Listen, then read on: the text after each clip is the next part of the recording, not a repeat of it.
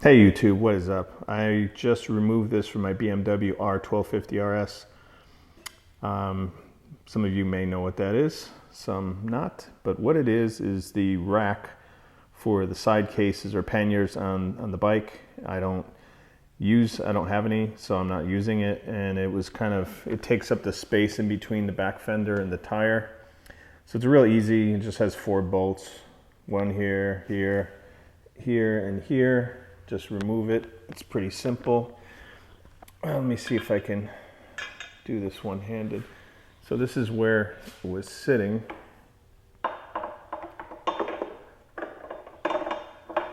Okay, that's what it looked like before. And as you can see, between the fender and the tire, it just kind of takes up that space in there. And just by taking this off, it cleans up. Kind of gives more emphasis on the tire. You can see a little bit more. I think it looks better that way. But that's it. And then this is the, let me put this down. And this is the back, so the back case goes on here.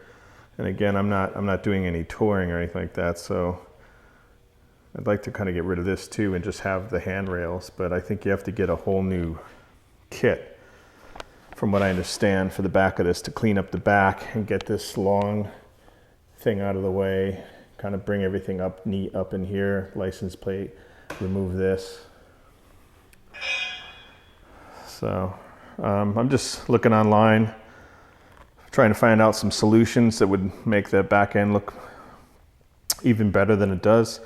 Anyone has any solutions in mind or comments, please let me know, because it's pretty cool to fix that up.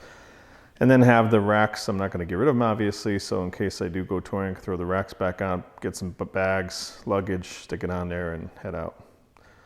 So that's it. That's my quick video for the day. All right, thanks. Take it easy. Ride safe. Later.